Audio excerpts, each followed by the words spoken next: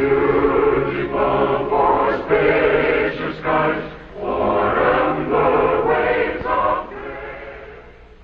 For today's topic, let's join now a group of young people at the National Education Program Workshop in Searcy, Arkansas. At the classroom lectern is Dr. Clifton L. Gaines, Jr., noted young historian. Some of you may be asking yourselves, why should we be bothered with developing citizenship responsibilities? Well, there are many reasons. One of the primary reasons is that great principles do not live from generation to generation without being nurtured, without being kept vigorously alive. Unless we understand and work effectively for the principles upon which our American way of life is founded, the structure will crumble and our heritage of freedom will perish. Another primary reason for the development of citizenship responsibility is that we are living in an era marked by the growth of socialism. To a substantial degree, in one form or another, socialism has spread the shadow of human regimentation over most of the nations of the earth, and the shadow is encroaching upon our own liberty. A third major reason for accepting our citizenship responsibilities and working at them is the presence within America of socialist and communist propagandists dedicated to the establishment of a new order. The communist fifth columnists among us are working for world dictatorship. To accomplish this, their strategy is to undermine the confidence of our people in the American system and the principles on which it stands. The socialists among us seek to bring about a gradual change in our system by gradually destroying the principle of the private ownership of property and substituting the socialist principle of government ownership. Now let's be practical for a moment. Is the American way of life worth bothering about? That is, with a viewpoint of self-interest. Well, let's see. We know that under the stars and stripes we have more freedom than do civilized people on earth. Our freedom stems from the fact that America is a republic, founded on a constitution, and dedicated to the principle of democracy and the worth of the individual. The people rule. Our nation, although containing only 6% of the land area and 7% of the population of the world, produces 42% of the world's wealth. We know that the average American in all walks of life has a living standard twice as high as the best in Europe, where socialism is widespread, and from 5 to 10 times better than in the communist countries, such as Russia and China. And if we remember our previous lessons, we know that this economic abundance is possible in America because incentives for progress and the other factors built into our dynamic private enterprise system have enabled us to utilize our resources to the fullest extent. So we do have good sound reasons, both abstractly and in self-interest, for developing citizenship responsibilities towards safeguarding the basic principles of our way of life. But let's put the full challenge in a few words. The world is caught in an era of socialist expansion. Most of the nations are affected, and America is a target. In fact, the number one target of both the socialist and the communist. If we permit our great system to crumble through the apathy of our citizenship, we shall lose not only our freedom, but our prosperity and our still brighter future. What then must we do as citizens? What are our obligations of citizenship? Number one, to understand the American way of life and what makes it tick. In our republic, we have representative government, not sheer majority rule. And isn't its authority divided into three branches, the executive, legislative, and judicial? Yes, it is.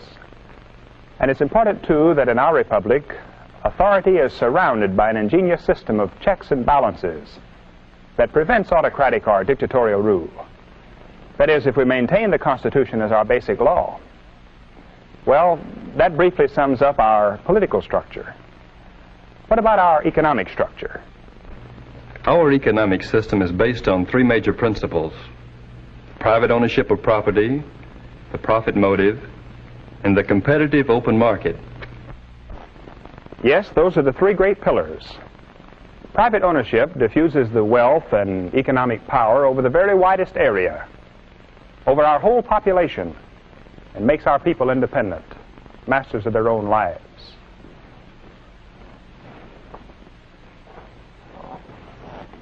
The profit motive, as we have learned, is active in all human behavior. In our economic system, the profit motive is the incentive for new development and constantly expanding production.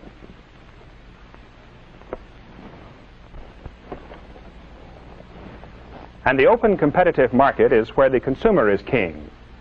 It is this factor in our economy which brings about better goods and lower prices, as one company after another tries to outdo its competitors and get the consumer's business. These are some of the basic facts about our own system which every citizen should know. But now let us go on to additional obligations of American citizenship. Number 2, to understand communism, its basic godless philosophy, its goal of world conquest, its insidious tactics, and its cunning strategy. Number 3 on our list of obligations is to understand socialism and all the cunning disguises in which it presents itself to the American people.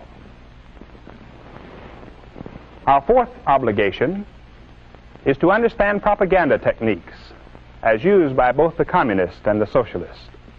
This is a very vitally important need.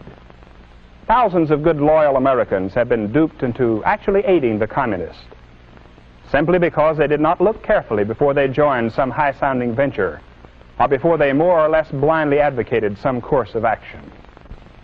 Number 5 in the list of American citizenship obligations is to take an interest in your public schools and in your private and public-financed colleges, to take an interest in what's being taught and how it's being taught, and to take an interest in the welfare of the teachers who contribute so much to the development of America. Number 6, in addition to voting in all elections, become active in government. Run for local, state, and national office, or help select capable people of the highest integrity to serve. Be constantly vocal on all local and national political issues. Tell your representatives in Congress, or even the President himself, what you think is the best course on issues that come before the public. Number 7, strive constantly for spiritual growth. We, as individuals, can push the world along toward mankind's highest destiny if each of us will make the welfare of his fellow man his first concern, and if each of us will apply the principles of God's truth to our political and economic affairs. And lastly, obligation number 8.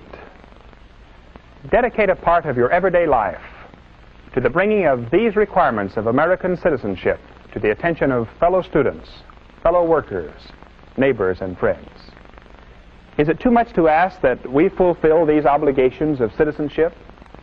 If we think so, we should read again the history of the founding of this nation and consider the hardships of the people who made possible our freedom.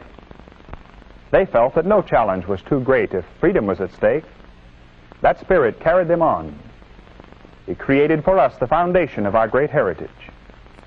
We have seen it flare up and burn brightly in every national emergency, on the battlefields and at home.